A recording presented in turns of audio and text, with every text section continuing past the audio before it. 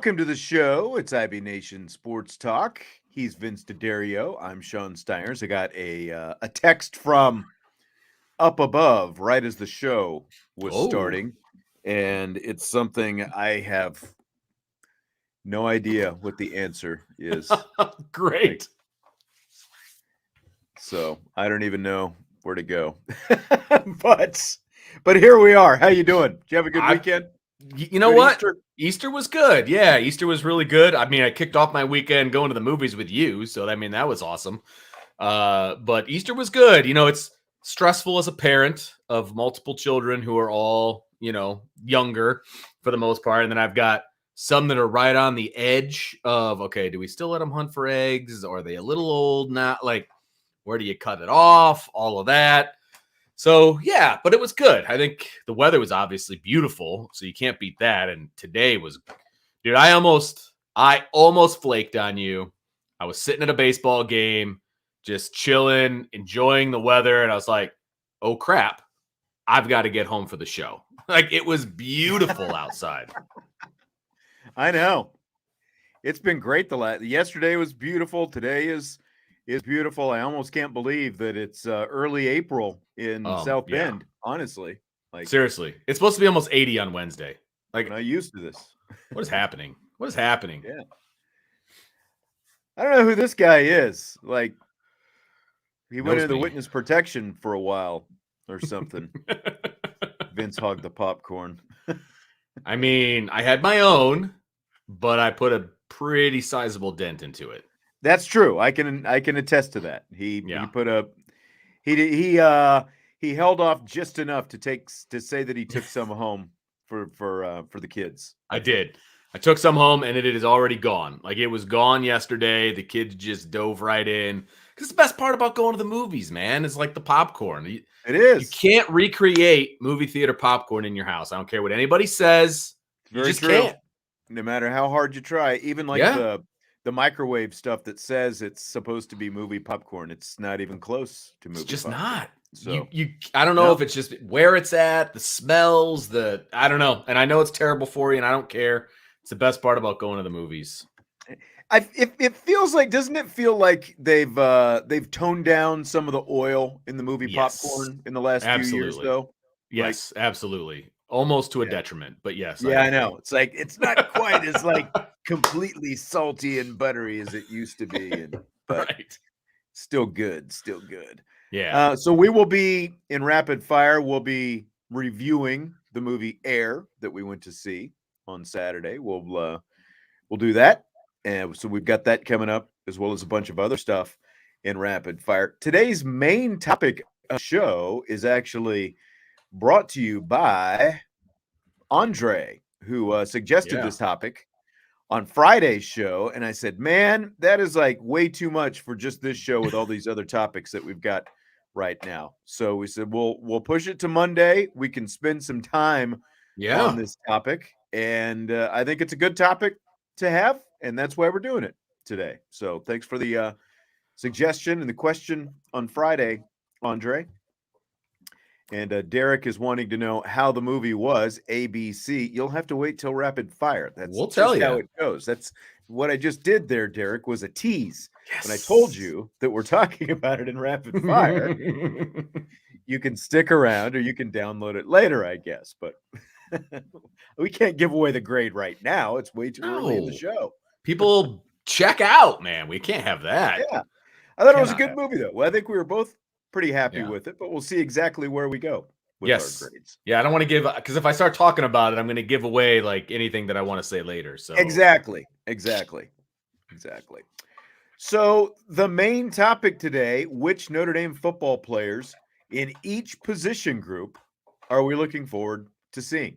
Yeah, I'm curious to see how many duplicates we have here. I did try to come up with some alternates in case you have, in case we do have the same. I mean, some of them are going to be unavoidable. I would have to say, like the first one, for example.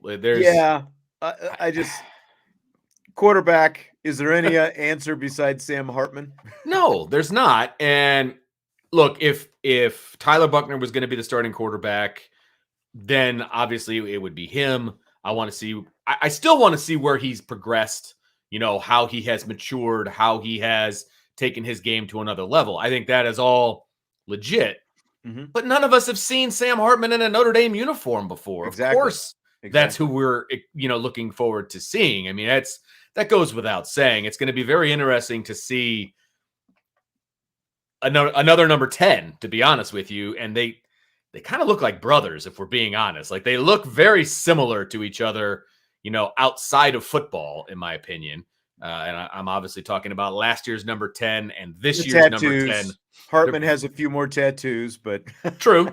I don't know if Drew Pine has any tats, but I was thinking like the face and like kind of the you're stubble right. I mean, and the beard face and like size wise and the whole yeah. thing. They're not that and that did strike me at one of the practices we were at. I was like, he wears number 10 too, and he doesn't look like, if you just saw him on the field, just like standing there in a uniform, you might not be able to tell them apart if they were standing side by side.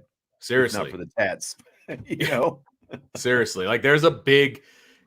Of course, we want to see what he's going to look like. What is he going to bring to this offense? I think, I was listening to a different podcast talk about Notre Dame football the other day, and they were saying that nobody's going to bring more to the team than Sam Hartman. Well, duh, it's the nature of the position. Number one, of course he's going to bring the most to the team, but he's got all this experience that Notre Dame hasn't had in a starting quarterback in a really, really long time. Jack Cohn had experience coming in, but not the kind of experience that Sam Hartman has. Yeah, not Hartman experience. I mean, just a completely different player too. I mean, we don't even need to get into that. But man, of course, we're all looking forward to seeing what number 10 can do on Saturdays. It's going to be great. Yeah. I will say there is some curiosity with Buckner for me, just to see if he's going to be utilized at all. Sure. Like, everyone's talked about, will there be a Buckner package and right. all that different kind of stuff. That would be the biggest, like, again, if we're going to go with an alternate, because just like you said, we've never seen Salmon Notre Dame uniform before. We've never seen him in this offense with these guys, all this different stuff. And we expect him to absolutely take the offense to another level. But Tyler Buckner is still here, still competing for a job. And so that would be my biggest question as we spin it forward to the fall, because assuming both of them are fully healthy, we're going to get to see both of them here in a couple of weeks at the Blue Gold game. We'll get to have some comparisons, but will they use Tyler Buckner next fall? Yeah. Assuming Sam Hartman is the starting quarterback. Well, that would be my, if that happens, I would definitely be anxious to see what that looks like as well. This time last year, we were fully anticipating number 12 versus number 10 in the Blue Gold game and what that was going to look like. Instead, we got number 10 versus number 10, and it was ridiculous most of the time.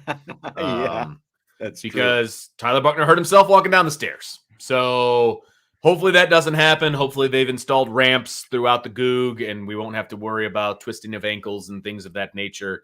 And, last year, Tyler Buckner was like the present on Christmas morning that everybody wanted to unwrap and see what it was going to look like. And it was just pulled away from us, right? Like a tablecloth from a magic trick, right? It was just yanked out from under us. And now you've got, okay, what is Tyler Buckner going to look like? What is Sam Hartman going to look like? There's a lot more intrigue at the quarterback position if both of them are healthy, in 12 days for the Blue Gold game. Blue Gold game is going to be fun again. Like last year's Blue Gold game was just, what do we all take away from it? Steve Angeli is the next Heisman Trophy winner because he led the game-winning drive against walk-ons and fourth stringers.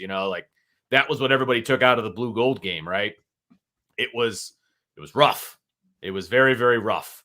So I'm hoping this year it's just cleaner. You got two guys that are both of starting caliber, and to see what that looks like. That's what I'm looking forward to. So quarterback position is going to be fun. Yeah, for sure. And no, it wasn't this one. It was this one. Joe says he'd be interested to see if Sam can transition to a pro-style offense, or if he was the product of the slow mesh. I think he was successful. I think he was successful despite the slow mesh. Yeah. The slow mesh isn't going to make anybody good. I'm sorry. It's a gimmicky offense. You can either throw the ball or you can't throw the ball. And frankly, you put him 5 yards behind the line of scrimmage, I think he's going to have a lot more luck throwing the ball than he did when the guards were in his face. Like I just don't see how that is beneficial to throwing the football. You know what I mean? So, Right. We'll see. Yes, I'm interested to see, but he's definitely not a product of the slow mesh. If anything, that held him back, in my opinion. Yeah. A lot of talent there, a lot of ability, a lot of skill. We're all waiting to see it. How about offensive line? This one was the toughest to me to figure out exactly like who I am most looking forward to seeing. How about you? Well, this was an easy one for me. It's Okay. Billy Schrauth. He's the one that I want to see because I'm pretty sure I know what is coming from both tackle positions. I think I know what's coming from Zeke Correll. I think he takes another step, but it's Billy Schrauth. Like watching him during the full open practice that we had 9 days ago, you see the bits and the pieces of him being an elite offensive lineman, and then you see the bits and the pieces of that he's an early, he's a young kid, right? And he's early on in his career. That's why I'm not that excited. I think the maturation of him throughout the season. I was watching a guy who was still figuring some stuff out when we were out there. Yeah, for sure. I just think he's going to be a completely different player. Are we talking about the spring game? Is that what the question was, or is it the fall?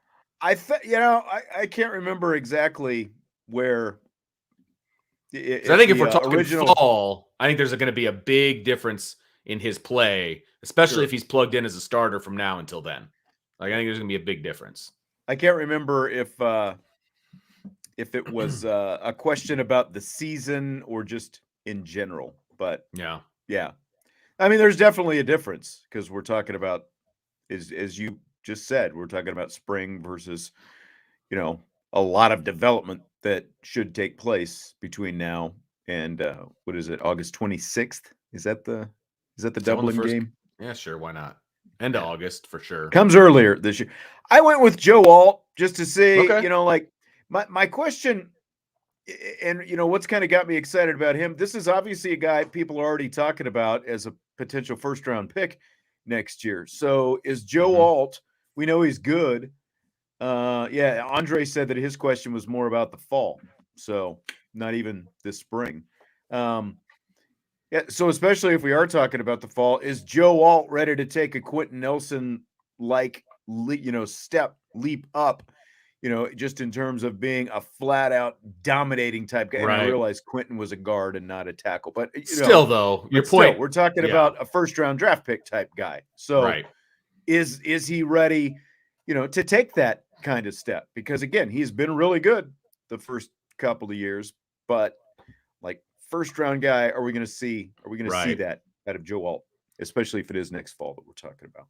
No, absolutely. And I do want to touch on this one from Anthony. He says, curious to see how Blake moves after dropping the weight. He moves just fine. Like his feet are just fine. Right now, he's almost too skinny to play the position. Like he almost looks like a tight end who's been slid over to tackle. Yeah. So like I want to see from specifically for Blake, does he take this frame and then put some more weight on it from a strength standpoint? Like he got rid of the Michelin Man kind of look, like the little extra around the middle. Now he's looking svelte. Okay, now it's time to add some muscle to that. If he does that, he's going to look like an Adonis. Like he's going to look really, really good as far as what a right tackle should look like. I'm not worried about his feet. I'm not worried about the way he moves. He moves just fine. But I want to see him add a little bit more to that frame. But that's the thing. That's the thing. If they wanted him to have a little bit quicker feet and all that kind of stuff, that's one thing. But you still have to have. He does need some good weight on his bones. He's got to find a way. He's got to kind of find that happy medium is what he's got to have. And and again, like you're talking about summer conditioning and all that stuff coming up, it's going to look different for a guy like him. I would think that you want to have more solid mass on that guy between now and August. They've got to, again, find that happy medium, get some weight on him so that he can still be physical at the point of attack and hold off some of those guys coming in. Right. Yeah, absolutely. And he, like, again, if he can put up the strength numbers a little bit more, if he can add that strength, he's going to be I mean, you're going to have legit bookend tackles. I mean, Mm-hmm. there's no doubt about it because he won't have any problem getting in the way of those guys, and it's just holding them off at that point after he shed this weight. How about running backs? Which running back are you most looking forward to seeing? And again, now we know that the question is specifically posed to the fall, not necessarily Sure. spring. So, what do you think about this one? Well, I cheated on this one, and the reason I cheated, one of the reasons that I cheated, one is legit, it's who I want to see, but number two, it's because it was like, well, I don't want to say the same thing as Sean. So I put Chris Tyree here. He's still listed as a running back. Now Okay. he's been working out with the wide receivers, but he's still listed as a running back. And so, what is this transition going to look like? I still think we're going to see him in the backfield. I still think we're going to see him split out. They're going to use him as like a slash back, right? And so, what does that look like? Is he going to be able to take this offense to another level because they're using him correctly? He looked rough running some routes, on Saturday when we were there. And he's not 100% comfortable yet running some of those routes. Now, the speed was evident. He was running away from guys when we're talking about some of those crossers and some things like that. Like, absolutely. But can he settle into more of like a wide receiver role? Is he going to be coming out of the backfield? Like, what is this going to look like with Chris Tyree? I think that's what I'm really interested to see. Some of the other backs, I know what I'm going to get. Like, it's not going to be, I'm not that worried about it. Like, I feel really good about the running back room. Yeah, I mean, Estime and Diggs, we pretty much know exactly what we're going to get. But Right. the guy that we don't know what we're going to get is this guy, Jadarian Price, Sure. as Jeff and Anthony have both said, and that's my guy is Jadarian Price. He's the guy I'm most looking forward to seeing because we're not going to get to see him in the spring, and they're talking about being up to full strength by the time he's running a little bit right now, being up to full strength by the time the summer workouts come around, which begin in June, and then kind of work his way up from there toward August. I really, is there going to be any hesitancy, Sure. like that kind of stuff from him? Is he going to, because he was talking when he spoke with the media last week about, there is kind of in the back of your mind, and like the first time he really hasn't fully cut it loose yet in terms of running, but he is out there. Put the cleats on, get out there on the turf, on the field, and run a little bit. But like what we got to see of him last year, obviously this is a guy who can be a huge factor in this offense if Sure. he is healthy, and that's why I'm really looking forward to seeing him and what that looks like and where he is. It'll be about a year and a half down the road from his injury. Well, not quite a year and a half, because I guess it happened in June. I was thinking right after spring, but it wasn't. But it'll be more than a year anyway. So Yeah. that's the running back that I'm most looking Sure. forward to. Well, and what kind of niche can he carve out in this room? Because, last year everybody was high on him and what he was able to do, and he was going to get a bunch of carries and all this different stuff. Well, Logan Diggs and Audric Estime still hadn't really come onto the scene. So kind of everybody was at the same level, this time last year. Well, those other two guys had a whole season to kind of show what they had, right?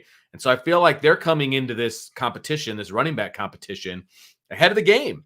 I mean, it's going to be very difficult, in my opinion, for Price to really carve out away from carries from those other two guys, unless he is just absolutely outstanding in fall practice and then throughout the season. You know what I mean? Like, I just feel like Diggs and Estime have kind of solidified what their role is going to be. And then you add in Chris Tyree, you add in Jeremiah Love when he comes in. Like, well, that's what people are talking about him in the chat. Like Love is a player to watch, and Joe said Love's going to be hard to keep off the field. And I mean, from a talent standpoint, we know it's there. I think the only question I would have with him, and this is kind of D'Lo McCullough's non-negotiable, which it is for a lot of running backs coaches, and that's pass protection. You got to be able to pass protect. You can't whiff in pass protection and get your quarterback killed. So, like, regardless of what skill he has, I think that's got to be there first before you see him out there. Sure. No, So absolutely. I'll tamp the brakes on him since we haven't got to see one speck of him in the spring so far. No, you're absolutely right. And again, this is a loaded running back room. And if you add Chris Tyree to that as well, who's going to be getting some snaps, there's only so many offensive snaps for these guys, right? And you've got legitimately 5 guys that could run the ball for Notre Dame. 5 guys. That's a lot of guys, right? And that doesn't even count 13. Help me out. Jabron Payne. Yeah, that doesn't even count Jabron Payne, who's going to be involved in the return game too. So that's 6 guys that you could legit. I mean, who broke the long runs on Saturday? Jabron Payne. Jabron Payne. Yeah. That's a lot of talent in one room. It's almost an embarrassment of riches, is what it is. So it really how is that going to look? That's going to be interesting to see. Super chat from Anthony. We appreciate it, Anthony. Thank you for being here. We appreciate it. Thanks, Anthony. Long timer. He's an OG. He's been around for a long time. By the way, while I'm thinking about it, smash the like button if you would. I haven't even mentioned that today. You know by now, it helps that Irish breakdown. So just do it. It's easy. It's simple. It's right there. Don't cost nothing. Nope. Just hit the like button. Free. But we do appreciate it. And of course, subscribe, rate, and review, and all that other good stuff. Wide receiver is where we're at now. What do you think about this one? I mean, I feel like I got the low-hanging fruit on this one because I picked Tobias Merriweather. We've obviously heard a lot of great things about Tobias Merriweather from the end of fall till now. If you read any of Brian's intel on the board, guys on the offense, good things. Guys on the defense, they're all high on Tobias and what he's able to do. And everybody has to keep in mind also, these guys are going up against some pretty stinking good corners in practice and still having success. That is very promising and very exciting, right? I mean, we're talking about, if we just look at a stat line, Tobias Merriweather is going to go from 1 catch, 1 touchdown to question mark. Like, what is that going to look like? Like, this could be an astronomical leap, and I realize he was injured. He probably would have had more catches, et cetera, if he didn't have the concussion and all of that. But he's looking to be the number 1 receiver right now. He's looking to be the alpha in that room.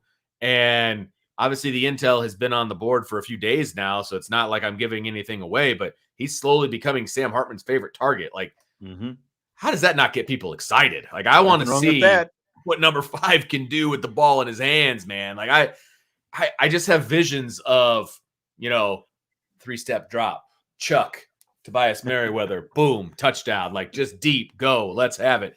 Right. It's exciting, man. So Tobias Merriweather is my wide receiver. Yeah, for sure. I mean, he's at the top of the list, but I had a feeling that you would say Tobias.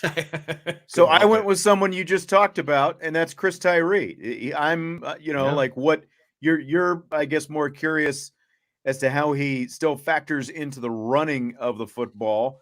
I'm curious what it looks like with him as I think mostly full-time receiver. Every time we've seen him, he's still been working out there. Again, they're going to do some different stuff with him. There's a lot of different stuff that he can do, whether it's out of the backfield, motion him, from receiver to the backfield, motion him out of the backfield to receiver, all these different things that they can do with him. And, like you said, like the route running and all that stuff didn't seem to be an issue last Saturday. Holding onto the football a couple of times was an issue, and Sam Hartman just knowing what depth or how high to throw the football to a guy who is smaller than any other receiver on the field. An issue. Jesse, Jesse and I talked about this last week though. Like, other than Chris Tyree, the shortest receiver is like pushing 6'1". I mean, they've got a lot of guys who are over 6 feet tall. So I'm wondering if Sam Hartman is still just sort of like adjusting to, okay, now I've got the 5'9" guy, and I've got to figure out, where my release point is to get that to him a little bit more consistently, that kind of thing. But I'm really excited to see him and what he can bring, just because of all the mismatches that he can cause, whether it's out as a receiver or out of the backfield. Yeah, no, and there's mismatches galore just because of his speed, right? I mean, he's going to be matched up against a linebacker or a nickel or, that kind of a thing. And okay, like I will take that matchup all day long, right? I mean, that's that's what you get excited about when you're an offensive play caller and when you're putting together an offense and scheming it and all of those different things. You're looking for matchups. Like that's where you want to exploit. I'm sorry, any matchup with Chris Tyree is a win for Notre Dame as long as they can coach him up properly and he can do what they're asking him to do. I mean, I'd put him on crossers all day long, crossers and chair routes, goes, like that kind of stuff, just where he can just use his speed. Just, hey, Sam, just drop it in the bucket, man. Just drop it in the bucket. That's all you got to do. Right. That's right. Scary. Jeff says of the receivers, he says Styles because he wants to see if he gets over the drops, plays up to his potential. And I do wonder if maybe, with a little less pressure on him, because more people are talking. Last year, more people were talking about Lorenzo Styles, I think, going into last season. There was more on him. Whereas this year, I mean, who are we talking about? The two guys we just talked about came up first. And there are still other good receivers in that group, whether it's Colsey or Jaden Thomas or, Caleb Smith. Like, we basically haven't talked much about him at all this spring, the Virginia Tech transfer, but what does that tell you about the depth though? Too? Yeah, exactly. Like if he was here last year, he's the no-brainer number one, like the no-brainer number one. Now he's kind of, I don't want to say he's an afterthought because he's going to play. He's got a ton of experience. He's going to be on the field, all of those things. He didn't stand out to me once when we were watching practice. Yeah. Right. He just didn't. And, again, I think that's a really good thing for Notre Dame. I think, Colsey and Thomas and Styles, like if everybody can just raise their game a little bit from last year, this is a very deep room. It's a very deep room. And then you add the three freshmen who I think are going to have more of an opportunity to get on the field than they ever have in the past. You got a deep, deep room there and a lot of talent to play with. Yeah, for sure. Tight end is our last offensive group. Who are you most looking forward to seeing here? Well, I think we all kind of know what Mitchell Evans is going to bring to the table, right? I mean, he's a good tight end. I think he's the number one for a lot of schools out there. I think he's going to be a good number one for Notre Dame. He's just going to be steady Eddie. He's going to do his job. He'll catch the ball. He'll block well. I just think he's going to be, as oh gosh, what was his name? He is who we thought he is. Like, he is who we thought he was, right. So Denny Green. Yeah. Thank you, Denny Green. They are who we thought they were. So I think that's off the hook. That's great. I think now I got that in my head. So I went with the next two guys, right? So you had a choice between Eli Raridan and Holden Stays. Like those are the two guys that I had to choose from. I picked Eli Raridan. I don't know. It's both of those guys is who I picked. Who's going to step up and be the number two guy? Are they going to utilize the number two guy more in the pass game than they ever have in before? Because they just didn't. They were just there as blockers to take up space. I want to see what the number two tight end can do in this offense, and whether that's going to be Stays or whether that's going to be Raridan. Those two are both extremely gifted in athleticism. They're freak athletes, right? They're not in the same mold as Mitchell Evans, so they can bring something different to the table. What does that look like in this offense, especially considering the tight ends coach is also the offensive coordinator? Yeah, I know. And the tight end position, I think, is going to be a curious one to watch this season, just because of who you're losing and some different kinds of guys. I think I picked two. One of them's the same as yours. The other one is not. Ooh. I picked Raridan and Kevin Bauman, basically, just because these are both guys. They're both coming off injuries. Bauman has had multiple injuries now, and so I hope that he doesn't kind of get lost in the shuffle. We had someone asking, a week or two back, well, why isn't Kevin Bauman being talked about more? Well, it's because he's still, over there riding the stationary bikes. Yeah, he's right out now. He's unable to practice right now because of his injuries, and that's what I want to see what both of these guys look like at their full potential. Bauman might be more of a second, third tight end option, depending on where you are in the field situation. Sure. Package those kind of things, short yardage maybe as an extra blocking tight end or whatever. But as I've said before, when he was healthy 2 falls ago before his first injury, he was a touchdown machine during fall training camp when we got to see him out there. He Yeah, was always showing up in the red zone. So even if that is only his thing, as an extra tight end in the red zone, that would be great as well. So again, I like Raritan, I think, surprised us a little bit as a blocker sure. last year. And again, I just want to see both these guys healthy. And considering they are losing Michael Mayer, see these guys healthy and see what they're able to contribute. Yeah, absolutely. I mean, obviously, the entire room has big shoes to fill. I mean, there isn't a Michael Mayer in that room. I mean, I think we can all agree with that. He's kind of a generational type of player.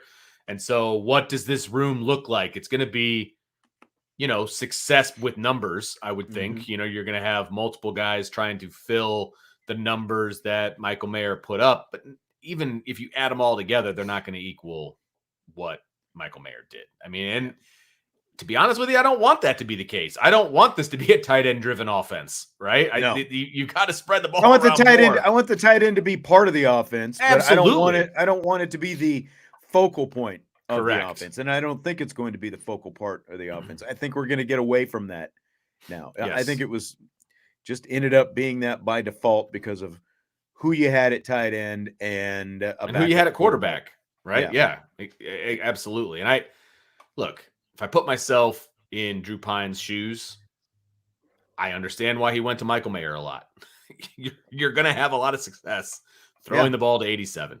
I get it, right? I get it. But I'm excited to see what this offense looks like without Michael Mayer, to be honest with you. Right.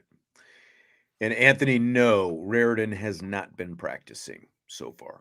Right. So let's move to the defense.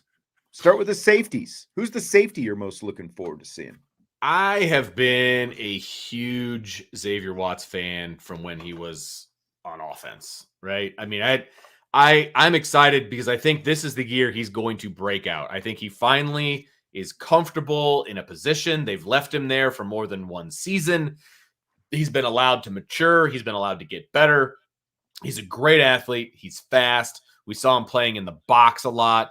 We saw him playing back. We saw him kind of all over the field, to be honest with you, when we were there before. I'm excited to see what Xavier Watts can finally do in one position. And he's going to start, I would think. I think he's going to make plays in the backfield. I think he's going to pick balls off. I'm excited. He's the only guy, to be honest with you, who I'm 100% positive is going to play a ton at safety. And so he's who I'm looking forward to seeing. I know he's going to play, and I think he can be a difference maker back there. Yeah, I completely agree. I think that he is going to be a difference maker back there. And, like the more he's been back there over the last year, he's really, his play has jumped up. Oh, yeah. Not even incrementally. Like it's come up quite a bit in a short amount of time. Yeah. So for sure, I want to kind of see that unleashed on everybody. Mm-hmm. Like, and we know this is a position of need. What's the rest of this position going to look like? Is it going to be? I would think that it's got to be more than Ramon Henderson, DJ Brown, and some sprinkles of Thomas Harper back there. Like Marcus Freeman talked at the start of spring about addressing it at the end of the spring in terms of do they go to the transfer portal for another safety? I would think that they will still try to, but Xavier Watts is I think he's the guy everyone's going to be really excited to see when they roll it out in the fall. Yeah, and somebody said that they're looking forward to potentially seeing, what Ramon Henderson can do because Xavier Watts is going to need a running mate. Here we go, Anthony Henderson, because Watts needs a running partner. Absolutely. They're going to need a number 2 guy to step up and be that number 2 guy. And to be honest with you, they need 4. You need 4 safeties that you can count on all the time. Mm-hmm. So what's that going to look? What's the depth chart going to look like? I think you could pick any one of these guys that are fighting for the depth chart. Somebody said you want to see Ben Minich and see if he's as good as the coaches are saying. He's an early enrollee freshman. Is he going to be able to get on the field?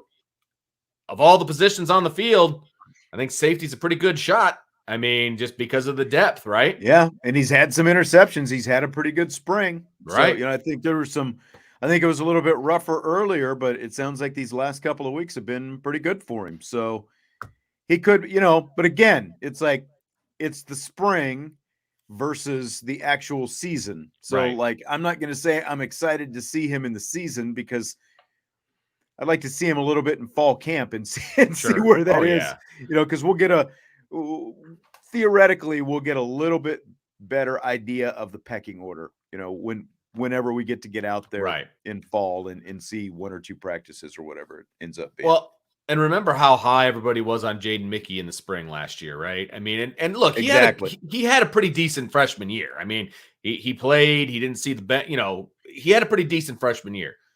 He didn't have the freshman year that everybody was anticipating a year ago right now, right? Everybody thought that he was going to be the Benjamin Morrison of this class at that moment. Benjamin Morrison hadn't even stepped foot on campus yet.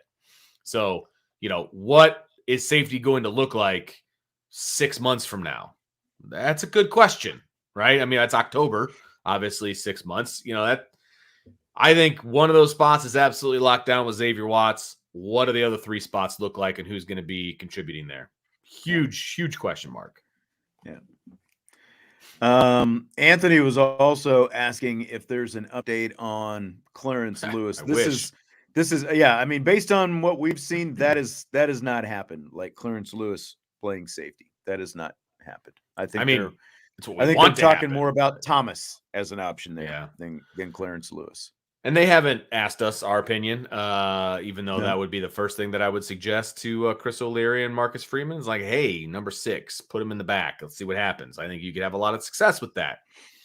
I'm sure there's a reason they haven't done it yet. I don't know what that reason is, but they have never said, yeah, we're thinking about that. Like, that's never come from Notre Dame.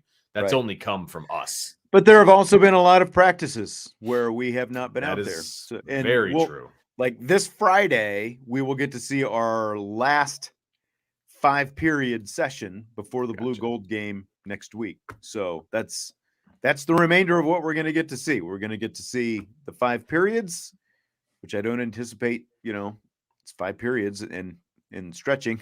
I don't anticipate seeing much.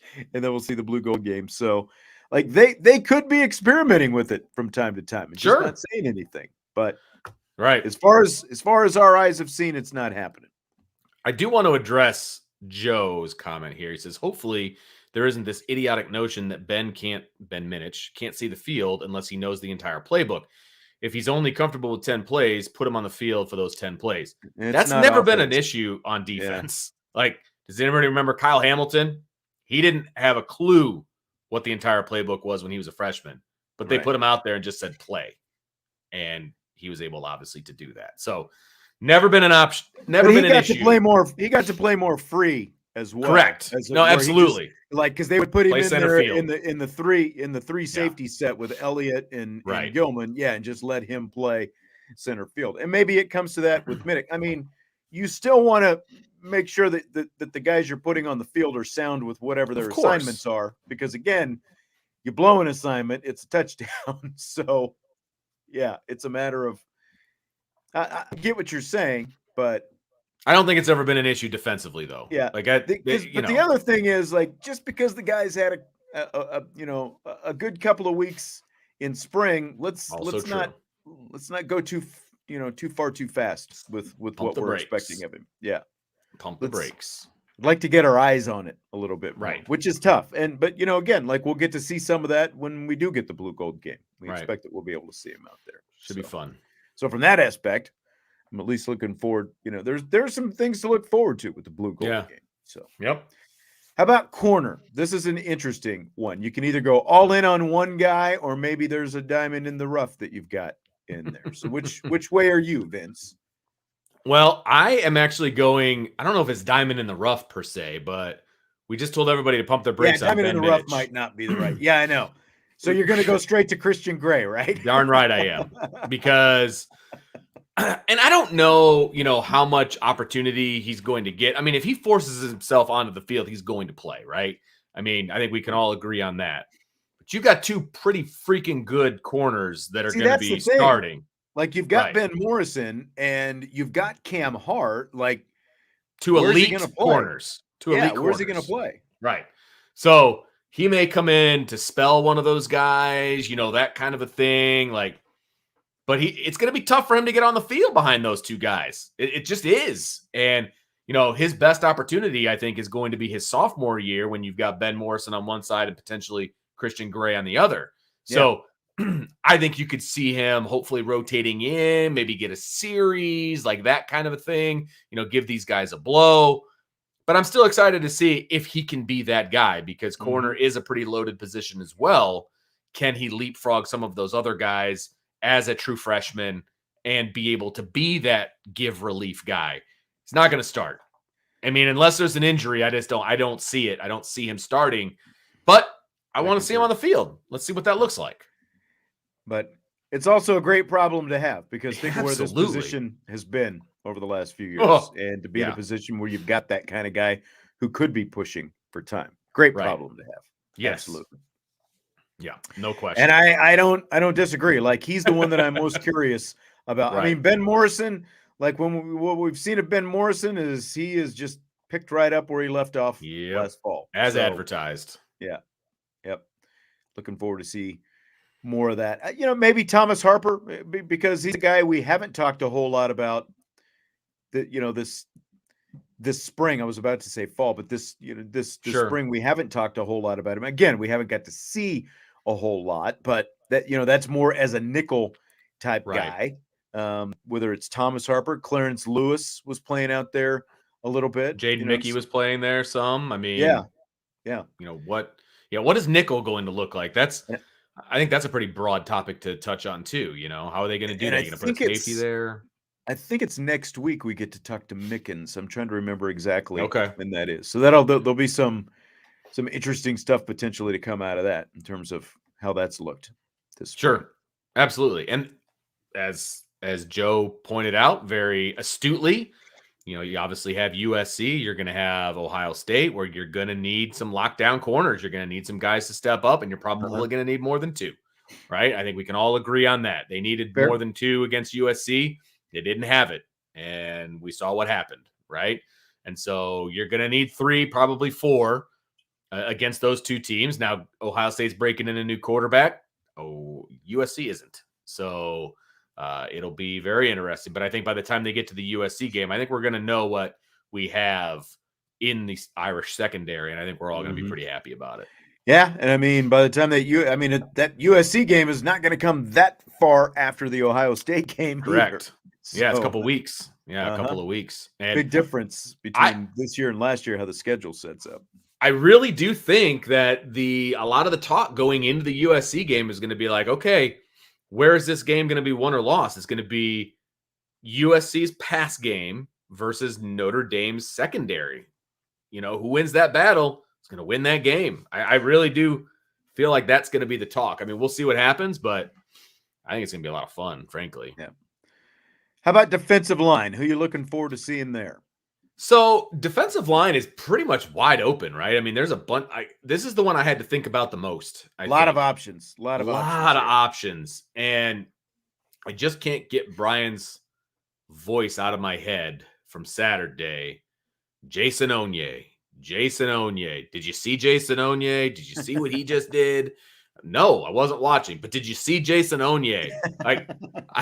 I feel like he is ascending in a very good way for this Notre Dame defensive line. And I want to see it. I was not paying attention to Jason Onye during the entire practice that we were there. I'm going to be paying attention to Jason Onye to see what he can do in the spring game. And then moving forward, can he be an important piece of this defensive line moving forward? That's who I'm excited to see.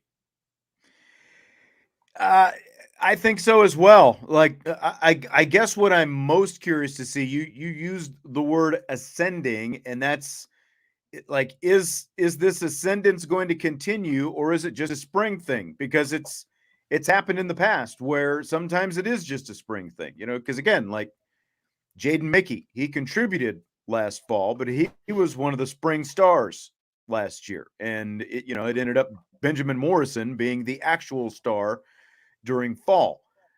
So that's what from Onye, that's what I want to see. Like, is it going to continue? Does it continue into fall camp? They really need him to, because it can't just be Howard Cross. They're going to need that extra guy. So it would be awesome if he is ready to get going. Other than him, I just, kind of went with the Ohio State transfer, Yeah. Javonte Jean-Baptiste, because, again, like we saw some solid things from him when we were out there last week. And he's, maybe a little bit under the radar because he didn't come in with a lot of fanfare. Like the biggest part of the fanfare is, it's a defensive end transferring from Ohio State, but he didn't have a lot of stats that came with him.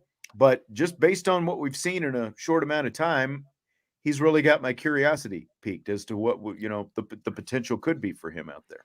Well, he's kind of reshaped his body a little bit. I think he's gotten stronger. I think he's not the same guy that he was at Ohio State. I'm sure that Ohio State is going to look past him when they play them in week 5 or whatever it is of the season.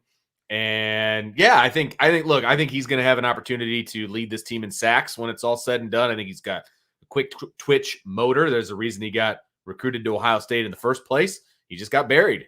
And, I think he's going to have an opportunity to do something fun for Notre Dame. Now, I don't think he's going to be like the only guy. And then if they stop him, they stop the defensive line. I think there's going to be, talent throughout. I think you're going to see different guys do different things throughout the season. But I think he adds an element that was missing from this defensive line specifically for 23. I concur. Last position that we have to go through is linebacker. This one, I'm jumping on the fan bandwagon on this one, and I'm going with Jalen Sneed. We've heard a ton of good things about him. I was so bummed out that he didn't practice when we were there for the full practice. Like I was really looking forward to seeing, what everybody's been talking about, from all of our intel, right? I wanted to see it in action, and we didn't get to see it. I think he's going to be special this year. They're going to have a really, really hard time keeping him off the field. They need to have him on the field. You want him on that field. You need him on that field. I think he's going to be – we're going to see some athleticism at linebacker that we haven't seen in quite a while, and that's going to be in the form of Jalen Sneed. So that's who I want to see moving forward. Yeah, I don't agree with that. I'll go Nolan Ziegler as my pick just because he's shown up in some of these nickel and dime type packages. I think that he's a guy with the athleticism that he has, and it sounds like it's starting to click for him that he could be a factor out there. And I think everyone is really anxious to see these young linebackers. Obviously, Sneed is the one that most people talk about, but Nolan Ziegler is really, it sounds like he's, gained some ground from last year as well. And just based on when he's been out there in the spring, he's showing some of it. He's, like pretty quick twitch, and he's got some speed and can do some different stuff, whether it's coverage or get to the quarterback and all that kind of stuff. So I'll just throw Sneed in there as mine. Yeah, I think he's Ziegler. Sorry. I think he's kind of carved a niche out for himself, maybe in that nickel or dime package. You know what I mean? Kind of.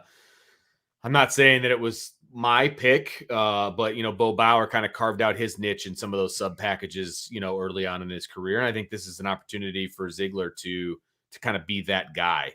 It's gonna be. I mean, look, we're all excited about all the young linebackers and what they're going to be able to bring to the table. But there's only so many snaps, right? There's only so many snaps on a defense to get these guys in the game. We know JD is going to play. He's going to start at Mike, and it's going to be good. Like he led the team in tackles 2 years ago. He's a good player. He's going to be good. I've heard good things about Kaiser and what he's been able to do this spring, right? And so, again, there's only so many snaps for these guys. Marist is probably going to play, much to the chagrin of many people, and I get that. But what's that going to look like? What's the rotation going to look like? Big question mark moving forward. Will there be a rotation? That is a big question. Yeah, absolutely. Forward. People want to see that, I think. And it's like, all you got to do is mention linebackers because now everyone's just going off in the chat. Of course and I get it. And there's a lot of young linebackers we all want to see. Like, they can't all be at the top of the list. So, Right. Yeah, Collie is another one. But again, like he, as of right now, doesn't play the right position. It's like because you were just talking about Maris. Because I've said before, I would rather see Kaiser play inside, but that's Maris Leofau's position. I feel like Kaiser is better off there, but then what are you going to do with Leofau? I don't know. And yep. seems like the position coach / defensive coordinator prioritizes that. So we'll see where it goes. We'll see where it goes. And he wasn't with the linebackers at all on Saturday or the Saturday that we were there. I mean, it was pretty much being left up to, the graduate assistant that came in from Alabama. He's pretty much the linebackers coach. So I'm wondering how much say he has and who does what and what that rotation looks like, Yeah. Vince, a lot of good stuff tonight. Are you ready for rapid fire? I'm always ready for rapid fire, baby. Let's do this. Do it. That's what people have been waiting for. They've been waiting for our movie critique, and that's at the end of rapid fire. I think you're right. Yeah. So we got to get through these other topics first. So fill in the blank. It's blank that when Jack Swarbrick was a recent guest on the College Football Inquirer podcast, he said he expects that Notre Dame will be compensated similarly to the Big Ten in the SEC when the Irish sign their next TV deal. It's a great thought, but I don't see it happening. It feels like a pipe dream that they're going to get that kind of money from a network just for Notre Dame. Like, I just don't see that being the case. Now, I think they're going to make a ton more than they're making right now. No doubt about that. And they're still going to get a piece of the ACC puzzle. And so I'm sure that he's adding that in as well.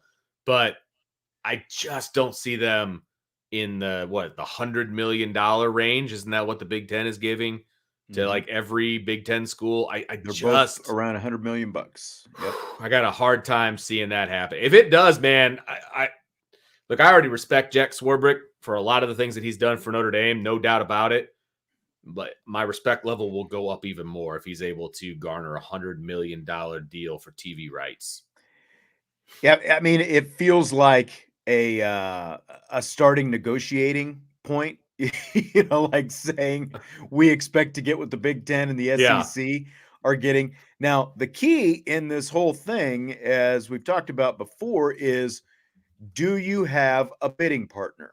Like, is it just going to be NBC, or is there someone bidding against NBC? And we were also talking, I think it was last week you were gone, like we were talking about, how negotiations work, because if you've got Notre Dame sitting in the middle saying $100 million, and you've got NBC on this side and some other partner on the other side, right? And each of those two, NBC and whoever's bidding against them, don't know what the other is bidding and don't know what the other is willing to go up to, then maybe you push close to that number. But you've got to have more than just NBC in there, I think, if you're going to come close to that. Because if it's just NBC, and, Jack has been very NBC friendly, I feel like, in the past with these deals because of the comfort level they have. And I'm not, again, I'm not saying that as a negative. They were comfortable with what they were getting. They knew what they were getting with NBC. They knew that Notre Dame knew that Notre Dame was going to have a say in some things like kickoff times and, just a lot of different logistics of the broadcast. So that's been good. But if your goal in this contract is to get close to $100 million, you can't just be saying, well, we like NBC, we're going to stay with NBC, because I don't think they're just going to throw out $100 million because they've been with you for 30 years. Yeah. Everyone's in business. No hometown discount. Like that's, and I realized, NBC took a chance on Notre Dame way back when, Dance with Who Brought You, blah, blah, blah. No, man, no, not with the way things are going, not with the landscape that is right now with TV deals and everything. You cannot give NBC the hometown discount. You just can't do it. Right. Number one, you're throwing money away. Mm-hmm. Number two, I don't think the product is all that great. Like, it'd be one thing if NBC was knocking it out of the park and it was just great and the announcers were awesome and all of that. Okay, let's talk about a little bit of a discount so we don't have to worry about, the competition and you guys losing us. That's not the case. Like, let's see let's take this baby out for a spin and see what she can do for us. Like, that's how I Mhm. feel about the Notre Dame football product. Let's see who's interested.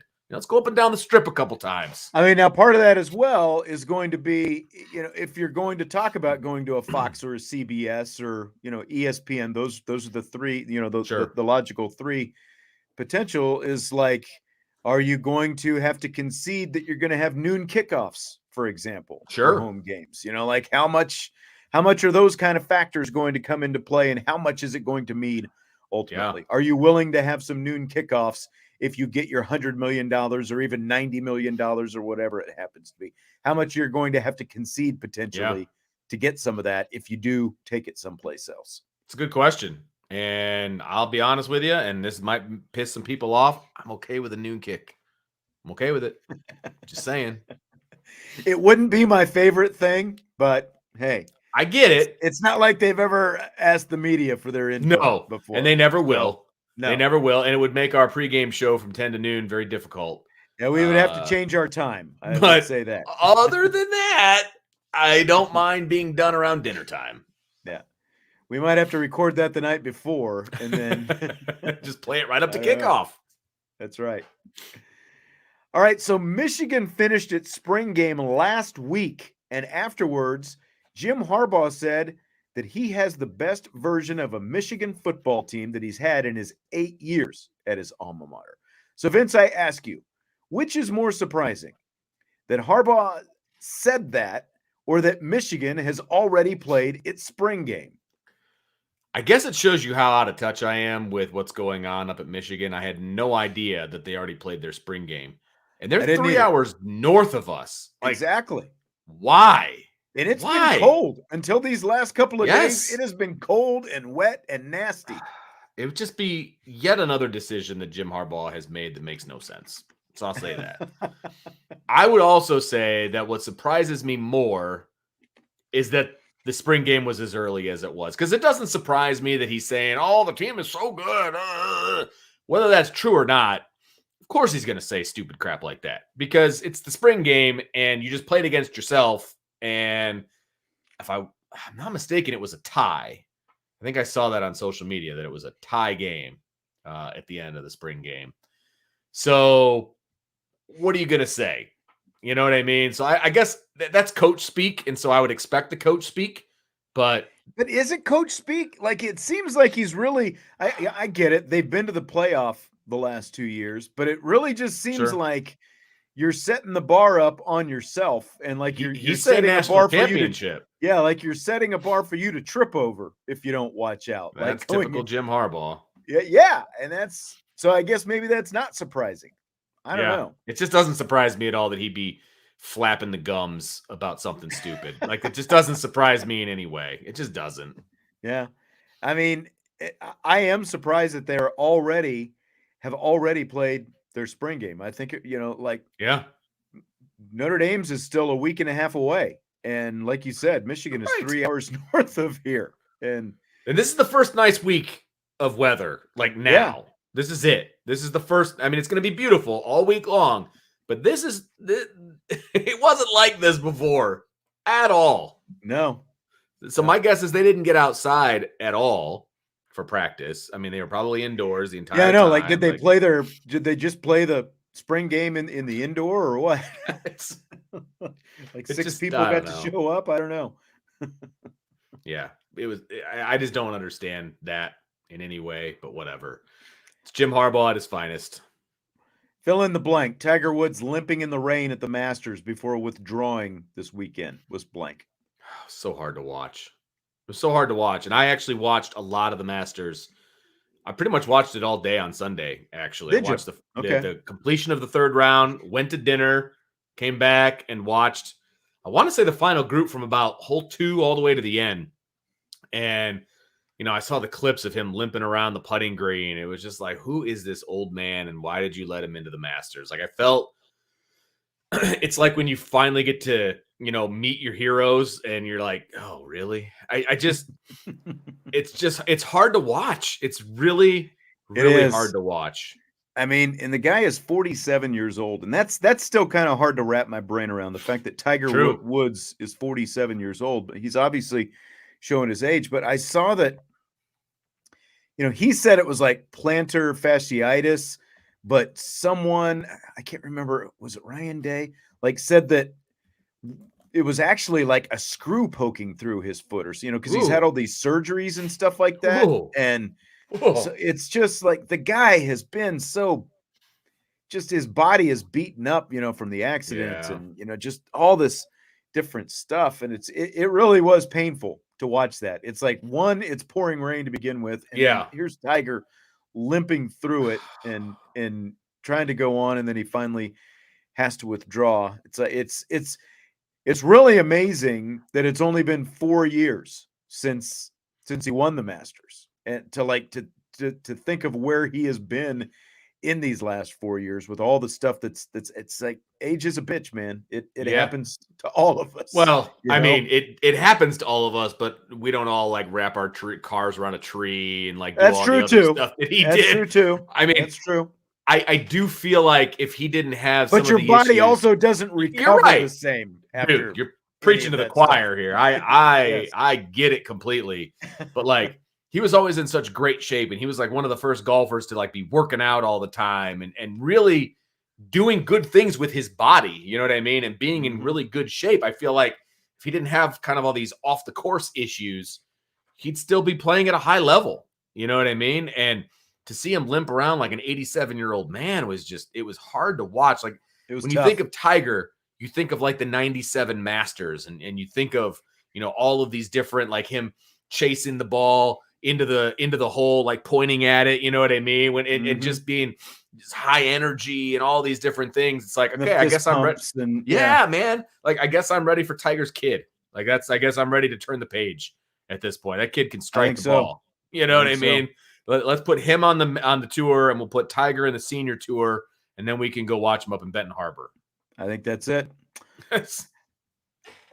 A University of Indianapolis player threw a no-hitter and hit for the cycle in the same game late last week. Unbelievable. Have you ever witnessed either of those two things in person? I've seen a high school no-hitter, but those Yeah. are not all that exciting because No. there's usually Most errors and people don't even walks know and it's a no-hitter, and yeah. exactly. And you're usually playing a team that can barely put 9 breathable players out there. Right. So Right.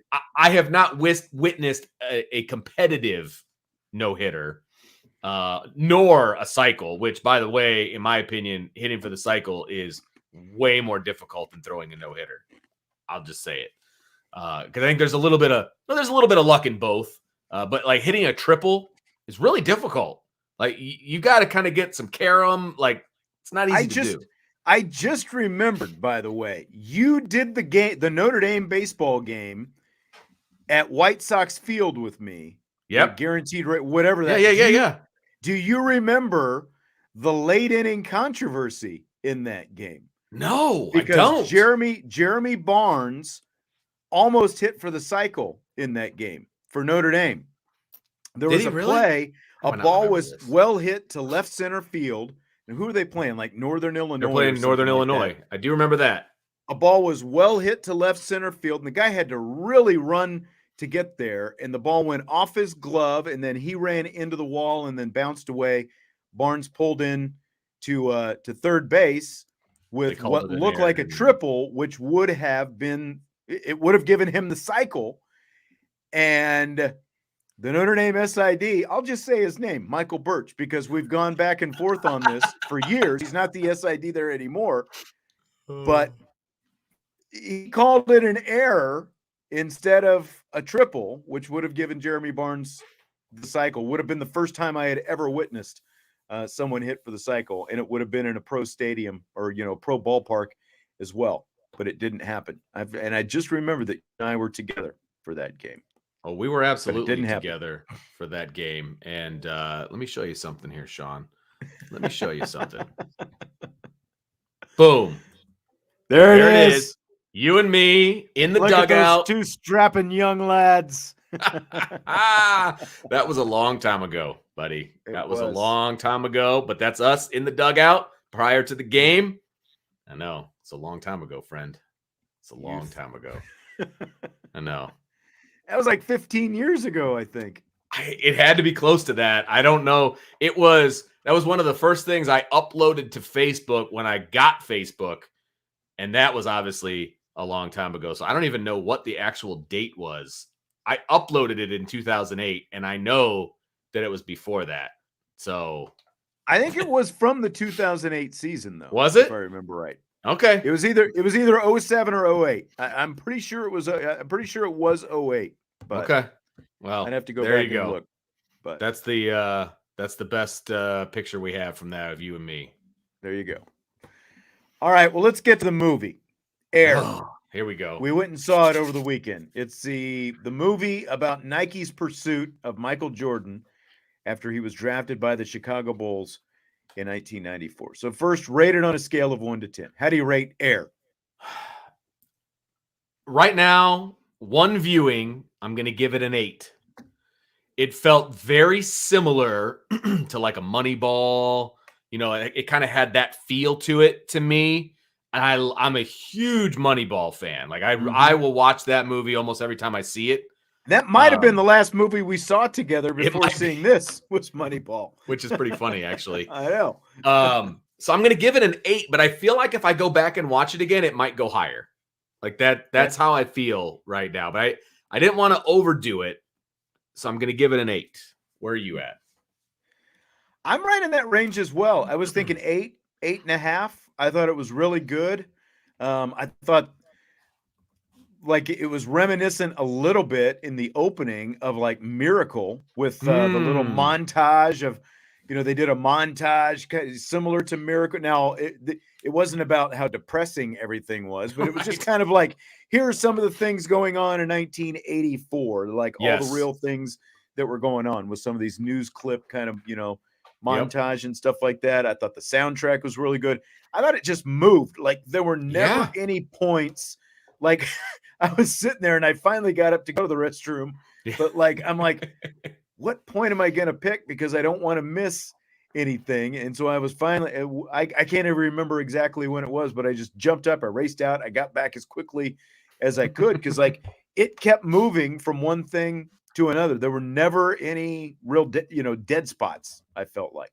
Yeah, no, I agree. It moved along very quickly.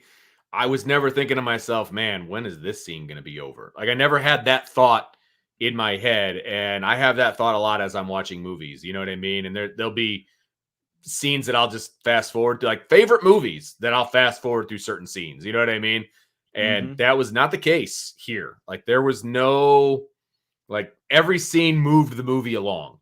They all had purpose. They all had reason, So I agree with you on that.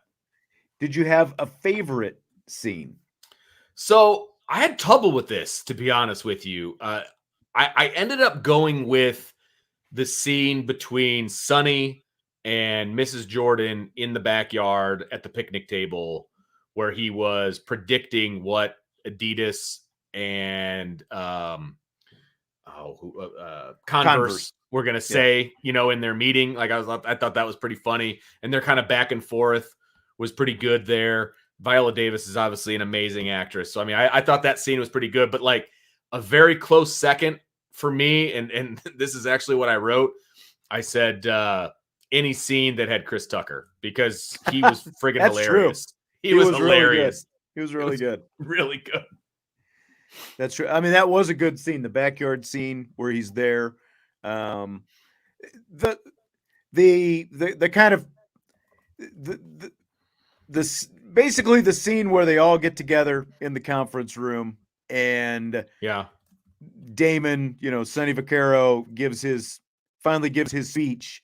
It was like it like if you were comparing it to Moneyball, like Moneyball, Brad Pitt had his little speech and all that kind of stuff, and like Sonny, like that was kind of the climax of the movie where he gives the spiel to the Jordans and they ultimately, end up getting it. After that, to me, it was actually Ben Affleck as Phil Knight in the jogging outfit. Like as he's running like down the street, and then he's got the tights and like even that jacket, it looked like very 80s, And they did a good job. and I know this is going to sound odd, but Phil Knight is a very top-heavy dude. Like, I don't know how else to describe it. He's just kind of boxy on the top. That's And true. as Ben Affleck was running down the street from behind, he looked like Phil Knight. Like, they did a good job because everybody knows what Ben Affleck looks like. Right. They did a pretty. I saw a side by side of what Phil Knight looked like at the time and what Ben Affleck looked. I mean, it's pretty good. It's They pretty did a close. good job with it. They did a good job. Yeah, they really did. I thought so. So did you go home and Google what happened versus what was fiction? I didn't until I read the rundown, and then I did, because you're like, did you? So then I did, and then I Googled it, and from what I was able to find, it was pretty stinking close. Now, there's obviously some controversy amongst the players in all of this as to like who was kind of the quote unquote MVP of the deal. Yeah, apparently, Nike executives have tried to discredit Sonny Vaccaro over the years because they fired him in '91. Like, right. In terms of what his actual involvement was and all that kind of stuff, which right.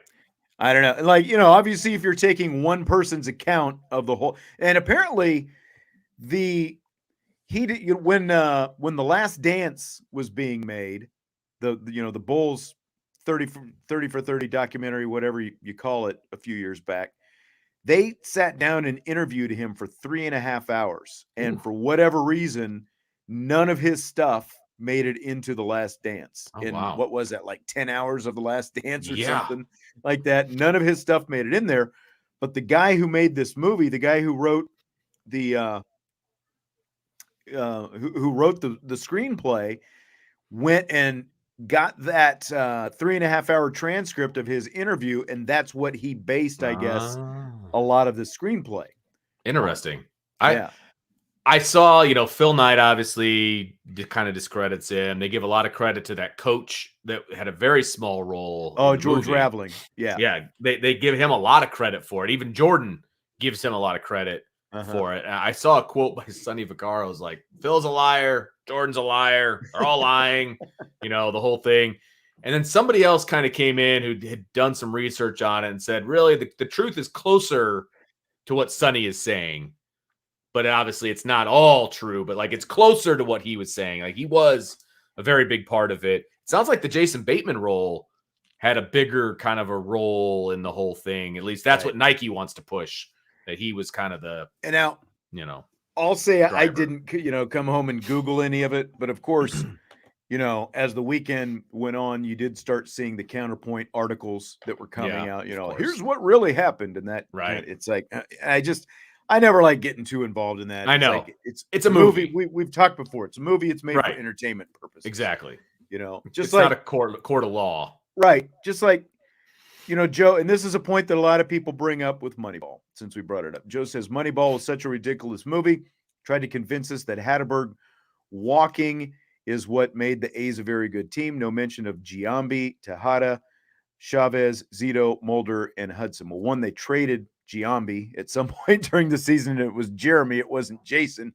But like the thing about the pitchers, like I hear Dan Patrick bring up the thing about Zito, Mulder, and Hudson all the time. I would tell you that any team that makes it to the playoffs, they're going to have good pitchers. They were trying to make a movie about the analytics revolution, trying to fit. Oh, by the way, we had Zito, Mulder, Hudson. Like, where does that make sense in that screenplay? In terms of how you're going to tell the story in less than 2 hours about, essentially the analytics movement and how it kind of got kickstarted. So it's like you can get too caught up in too many details when you're trying to tell a concise story. And all three of those guys were homegrown guys, weren't they? I mean, exactly. They came up through the system. Get them, right? So they didn't acquire them. Hatterberg was acquired, which was part of the Right, exactly. Yeah. But again, everyone's going to have their own. That's fine. It's still a good movie. And like the scene that you were talking about, apparently Vaccaro did say like he never visited the Jordans. Like most of the conversations they had were on the phone. There were a lot of conversations between him and the mom. Yeah. But I guess most of them were on the phone, for example. But again, it's like details, schmeetails, It's like right. It's a much better. And that was a big part of the movie. He shows up. Yeah. That was a big part of the movie, was him going to, and how, odd that is, and how you just don't do that, and, et cetera, et cetera, et cetera. And the Right. other thing that I found, so you led me down this rabbit hole today. The other thing that I found was that the agent for Michael Jordan was actually very pro Nike. He wasn't kind of this adversary that he Oh, was so he made out to wasn't the be. antagonist. Okay. And apparently he pushed a lot of his clients towards Nike during that time frame, which I thought was interesting. Interesting. So, yeah, there's that. Interesting. So it's a little bit of a Dan Devine device there with Right, how the yes. agent was portrayed. Yes. Huh? I believe, yeah, that's a really good point. It's a really good point. All right. So the most negative thing that I've heard probably is from the people who are basically saying, well, this is Nike. It's a big corporation. And the movie treats it like that they're this spunky underdog. So what do you think about that? Well, they were a big corporation, kind of like they were in the run. They were a running shoe corporation. Very, very sort of narrow lane that they were in. Like they were acknowledged that, though. Like, yeah, that, when Sonny was in there arguing with Phil, he's like, you made all this money and you're giving me $250,000 to go out and get a basketball guy. Like, come on, you got all this money. You come on, you got to give me something. And, so they acknowledged that in the movie. They just weren't the basketball shoe brand in 1984. And I think that's accurate. I mean, they talked about the fact that they were thinking about shutting down the basketball division. Right. That's all accurate. Like that was all legitimate. Yeah. And I agree with what Joe is saying here. They were the underdog at the time because, like, he says, I think Converse was the official shoe of the NBA. And I remember, like, I didn't play basketball in high school, but I had a pair of Converse high tops at around that time. Yes. that was the shoe to have. Like, Nike wasn't even really making high tops, I don't think. Well, at that time. They didn't make up that commercial that they showed in the movie, right? That showed Magic and Bird, right? Talking about their Converse. It was a real commercial. That's a real commercial. They didn't make that up. Like, they were all Converse people. It was Dr. J. That was the three. It was Dr. J, Magic, and Bird. Yeah. And they had them up on the wall and the whole thing. And Mrs. Jordan was like, he doesn't need to be fourth. He wants to be first. So why would we go to Converse? I don't know if you remember, like, when they would show Phil Knight, he had those different pairs of shoes sitting in the background and stuff like that behind all him. Running shoes. And there was the blue running shoe with the gold swoosh. That was the first pair of name brand shoes that I owned. And that was like early 80s. It was just a few years before that. Like, yeah, that was it. That blue running shoe. And of course, yep. Because again, like, you didn't really, like, that's where you basically saw Nike was in that vein. Maybe a little bit, like with the tennis, like the court shoes and stuff like that, and the running shoes. But I do literally think that, like, this deal, not only did it make Michael Jordan a multi-billionaire, I think it essentially ended up launching Nike. I don't think you can underestimate what it meant. So, like, again, like now, what, almost 40 years later, it's easy to say, well, they're just the corporate giant and all that kind of stuff. But then, not then. Like Joe said, they were a little bit of the underdog, definitely in the basketball space anyway. Right. Anyway. They were a niche company. Like, they were running shoes. And the reason that they were running shoes is Phil Knight was a track and field athlete at Oregon. And so that's what he knew. And that is how he started his company. I mean, that's funny. You're not Marshall. We had Voights growing up. Being poor was awesome. Dude, I got all my shoes at Payless. Okay. So you're preaching to the choir on this one. Like I said, I didn't, like, it took until middle school before I finally got a pair of name brand shoes, and it was always an ongoing argument to try to get another pair of name brand shoes. Yes, so it was. Like, why are you getting these when you can pay half as much at Kmart or Payless? Or I remember walking with my dad into Payless every time I had to get a new pair of shoes. I was like, come on, you're killing me here, Dad. Come on, don't you know? But here we are. Yeah. Somehow I made it to adulthood wearing Payless shoes. So, I just thought that it was really fun to see Affleck and Damon together, Yeah. and like to me, like this is where Affleck is his best because he directed it. Like when he directs and he is a little bit more understated as an actor as opposed to like really trying to Hmm. like I feel like that's when he's at his best. And I thought Damon was really good. I thought Viola Davis was Yeah. really good in Chris it. And Tucker as you was said, great. Chris Tucker was awesome.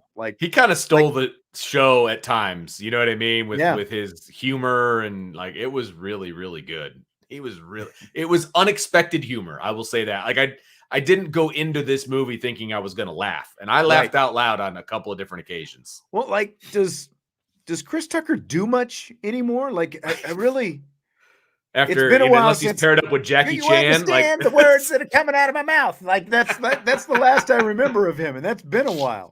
As you said, I think that was with Jackie Chan. So yeah. I mean, he doesn't he resembles his younger self, but he's put on some weight. Like he just looks like an older version, yeah, but he was good. He was really good in this movie. It was well acted across the board, and they got some names in this, like you said. And yeah, I thought that they all did a really good job. I thought that Ben Affleck actually did a really good job portraying Phil Knight. I mean, from a physical standpoint and from I'm the CEO and I answer to the board. And he was kind of afraid to make some decisions. And then all of a sudden he's like, you know what? We're going to do this. yeah, It was well done throughout. I was impressed. yeah. I was too, and I guess Amazon, it's like Amazon Studios Yeah. was involved in it. So it probably won't be long until it shows up, streaming here and we'll Right. get some opportunities to watch it again. Yeah. So, Which I'm looking forward to. yeah, I really enjoyed it. And in in the original, I was going to take my son to go see it. So I'll just plop his butt down on the couch and make him watch it. good idea. So All right, we will finish with that tonight. Go see Air. I do recommend it. it's good. It's good entertainment, especially for April. Like you don't usually see a lot of good stuff come out in Good April. point. So, It's usually Memorial Day is kind of what everybody has circled, right? yep, So, for and sure. then summer and etc. But yeah, it was good. Really good. That's going to do it for tonight. Smash the like button on your way out. And of course, subscribe, rate, and review. And we will talk to you tomorrow on IB Nation Sports Talk.